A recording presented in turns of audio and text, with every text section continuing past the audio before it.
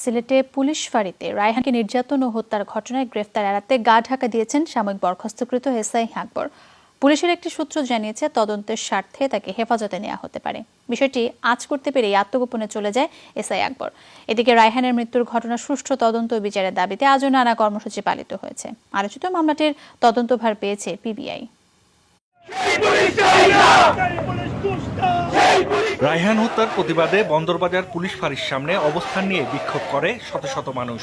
ছাত্র জনতার ব্যানারে আয়োজিত কর্মসূচি থেকে দায়ী পুলিশ সদস্যদের কঠোর সাজার দাবি জানানো হয়।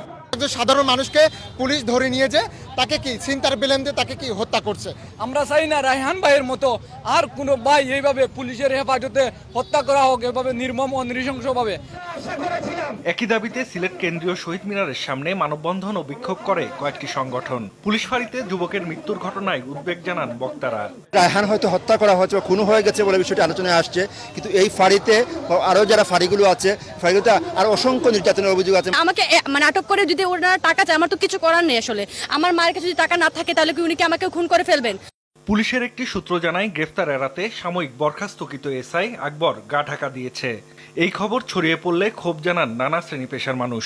পরশু রাতে মামলা হয়েছে, মামলার পর কিভাবে তাকে নজরদারিতে রাখা হয় না, সে কিভাবে ফ্রি থাকে। সংবাদ মাধ্যম ঠিকই সংবাদ প্রকাশ করেছে, মানুষের কাছে তথ্য পৌঁছে গেছে, কিন্তু ঊর্ধ্বতন কর্তৃপক্ষ তাদেরকে সাসপেন্ড করেছেন এবং পালিয়ে যাওয়ার সুযোগ করে দিয়েছেন।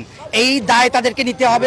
এদিকে নানা সমালোচনার মুখে আলোচিত এই মামলার তদন্তভার পিবিআইকে দেয়া হয়েছে।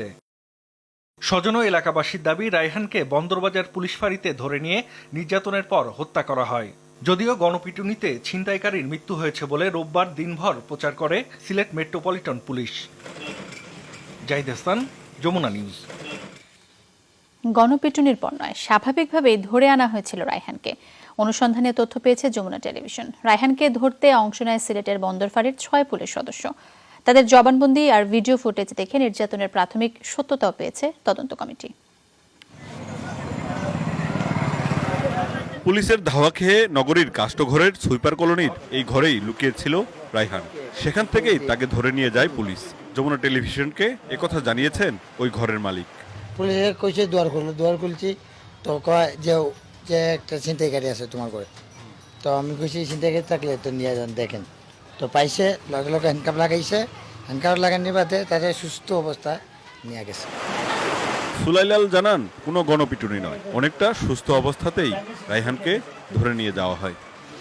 আমার যে কিতা লাগি যে তুই আমার আসামি দিতে, তো আমি কইছি যে ঠিক আছে আসামি নিবেন, আমার মারেন কেন, আসামি লইয়া যান আপনি। আমি আমার সাইড দিছি, আসামিটা হ্যান্ডকাপ লাগিয়েছে, সুস্থ হিসাবে লইয়া গেছে। তারপর রাত 3:09:33 ঢুকানো হয় এই বন্দর ফাঁড়িতে, আর অসুস্থ অবস্থায় বের করা হয়